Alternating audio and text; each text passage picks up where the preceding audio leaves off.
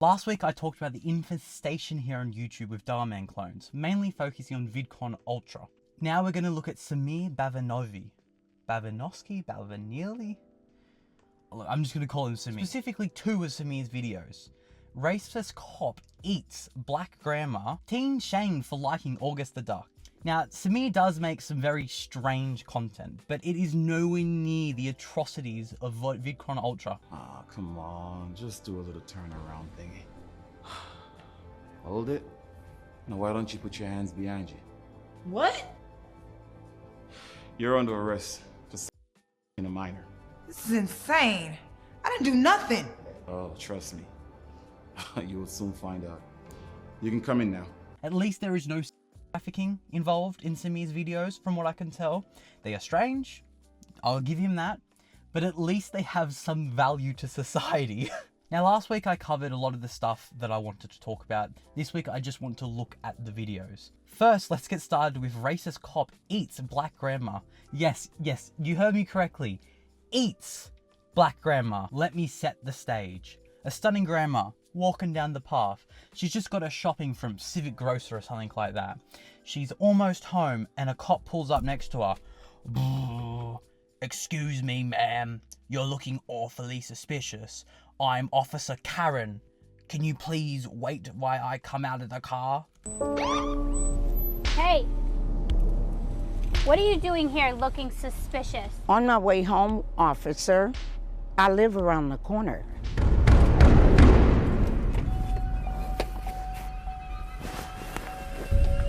You? Live around here? Do you have dementia, miss? This is not Compton. No surprise, a Dhar Mann clone and a racist cop kind of go hand in hand. She gets arrested, put to the ground. The actor's cuffs come on and off. Seemingly Samir's texting our understanding of quantum physics and the idea of, is something really there? Maybe the cuffs just fell through her wrist. It's the first recorded fact of something going through the atoms. Samir is a genius.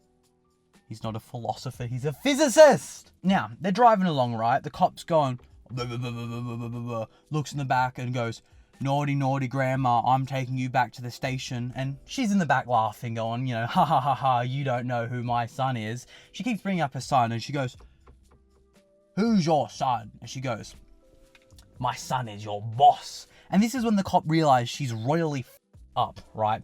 Her new boss, the head of the precinct, is this grandmother's son or grandson.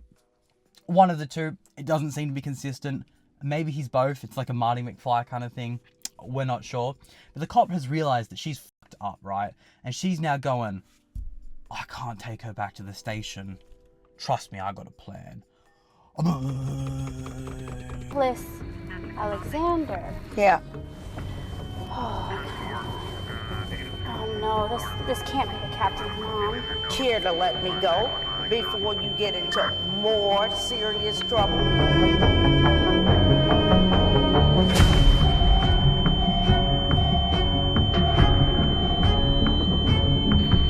Now this is where it gets good. She doesn't take her to the station. She doesn't take her home. No, she takes this beautiful, stunning grandma to a bridge. Samir didn't even have the decency to find a tall enough bridge for the poor woman. Now you may think, oh no, Granny gonna die. And you'd be right, she is gonna die, but not in the way you may expect. I mean, the title gives it away, but oh my god. I mean, oh my god. Tastes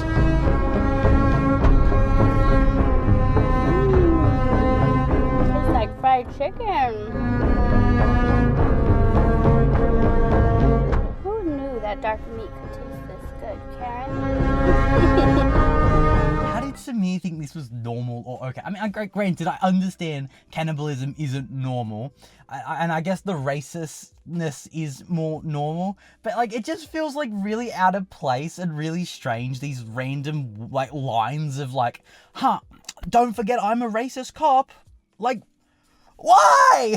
Anyway, no surprise that her son/grandson is sad, right? So we cut to a year later where he wants to get revenge on Karen. He wants to get her back for what she took from him and what she's been doing to society over the last 12 months.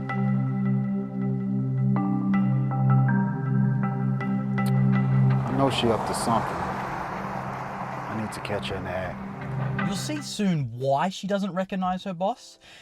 Trust me, it's worth the wait. It will blow your mind. But it's worth the wait.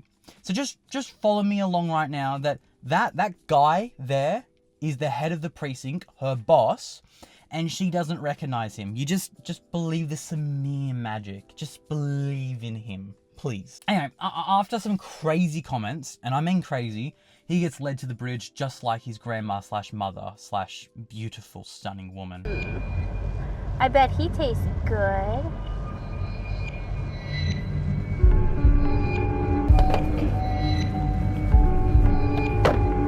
Hey boy, stop right there. Is there a problem, officer? Beside your shirt? You look suspicious. Show me ID. This looks fake. No, it's not, officer. What's the issue exactly about? Well, we've received a complaint about someone passing around counterfeit bills. And you fit the description. So you're coming with me, Watermelon Boy. Oh, I'm sorry, but I haven't done anything. And it seems my shirt is bothering you. I can't even. You're coming with me. Here we find out that she's been racially profiling her food.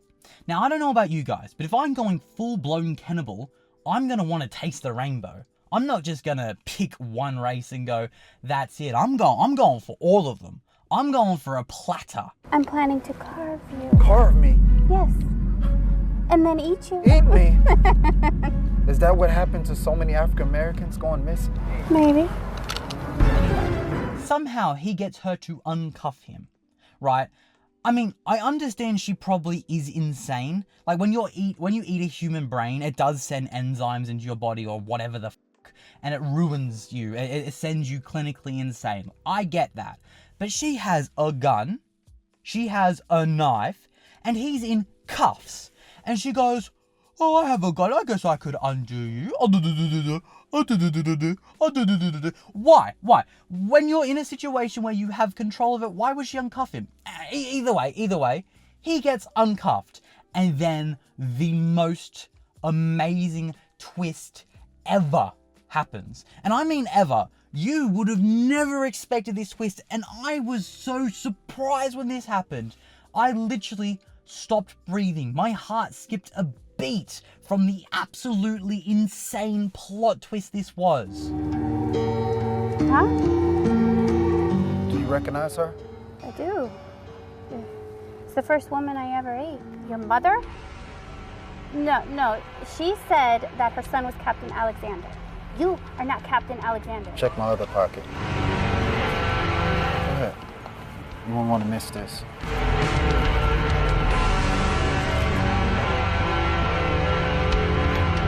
Why do you have this? This is Captain Alexander's badge. Did you do something to Captain Alexander? You black people. And your black on black crimes. No. Free my hands and I'll show you. I'm not freeing you.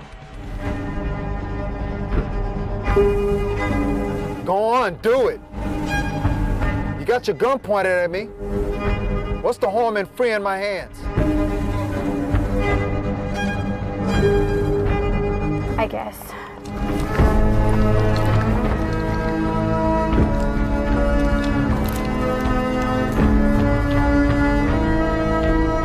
Police Officer Karen, we knew you were up to no good.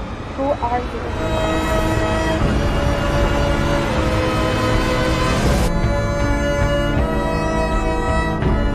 Surprise, Karen. Marvel could never. DC doesn't understand. Samir can. This Scooby-Doo recreation is fantastic. Like, it caught me off guard. I wasn't expecting a mask to be, I'm your boss. Like, that's crazy. That's crazy, bro. And then we finish with this. Simply sublime. What goes around comes around. You should have learned that by now. Take the scum away now. Sometimes people hide their true selves behind a mask, but the truth always comes to light. Remember, don't judge a book by its cover and always treat others with respect and fairness. Karen learned this the hard way, and now she's paying the price for her actions. Mom, I love you. I'm sorry I'm working that day. Daddy went out for groceries. I wish I could bring you back, but at least I could serve you justice. Like catching a criminal that ate you. I miss you, Mom. I love you. In the end, justice was served. Karen received a life sentence for her crimes, proving that no one is above the law. Always remember, what goes around comes around. Now next, Simi has to squash the beef with one of the biggest commentary YouTubers on the platform, August the Duck. Kind of like Drake vs Kendrick, but bigger odds. Teen shamed for liking August the Duck. If somehow you don't know August the Duck, he's effectively a slop YouTuber like Pyrocynical and guess me. How did my life go so downhill? Anyway, Simi has a vendetta out against August. Oh my goodness, Samantha. You're subscribed to August the What a loser. General store bully going out against August's oldest viewer. She gets knocked to the floor, blah blah blah, parents call, blah blah blah, insert community reference, blah blah blah, right? I'm gonna slap you.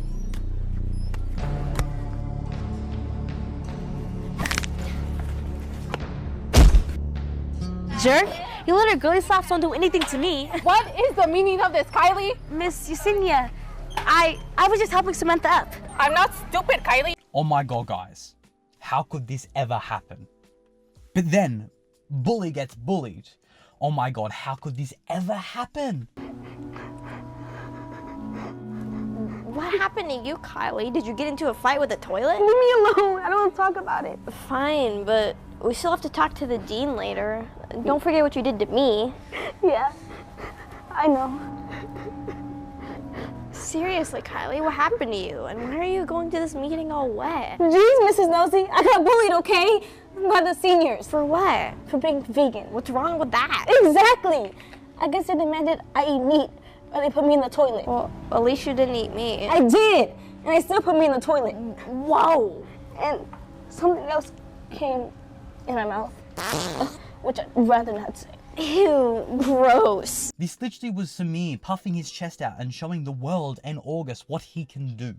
Anyway, Samir wraps it up very nicely, like usual. In the end, we all have different interests and preferences, and that's what makes us unique. It's important to remember that everyone has a right to like what they like, even if it's different from what we enjoy. Respecting each other's choices and being kind to one another makes our community a better place for everyone. So next time you find someone who likes something you don't, remember, respect their choice and celebrate the diversity that makes all of us special. Also, August the Duck. I'm just kidding. So Samir seems to be more normal than Mr. Chronicle. I think that's a fair thing to say. When Mr. Chronicle really focused on ideas and thinking and this content being shown to kids and minors, Samir has a very similar audience, besides he doesn't have these really disgusting, outrageous things that kids shouldn't be exposed to. I mean, it's very, very normal for a kid to be bullied, so a content based on bullying is fine. The eating, you know, the cop eating the black grandma, a bit strange, but at the same time, it's not really the same as exposing a kid to this literal, right? So I think that Samir is a very... he's fine, right? He deserves his place on this platform. He doesn't necessarily destroy anything. He's still an inferior Dhar Mann. I don't think there's any argument in that. Samir will never be Dhar Mann. He just never will be. But he's a good enough clone. Like I said last week, we were comparing Mr. Beast and Brent Rivera. I think Samir Bhavnani, or whatever his last name is closer to Brent Rivera and Mr. Beast than Mr. Chronicles ever will be. Mr. Chronicles was something out of left field, something disgusting, something foul, where Samir is, he's fine. There's nothing wrong with him. He's just a bit strange, a little off, kind of like the weird kid picking his nose in the corner of the classroom. You don't hate him, you don't love him, he kind of makes you a bit uncomfortable, but he's funny every now and again. That's Samir. Samir's just making weird videos. I don't think it necessarily should be hidden from kids. Now tune in next week to hear my take on the epic, legendary Australian Emu War. Sir, may I please have a subscription? Could you please subscribe, sir? Please? Please?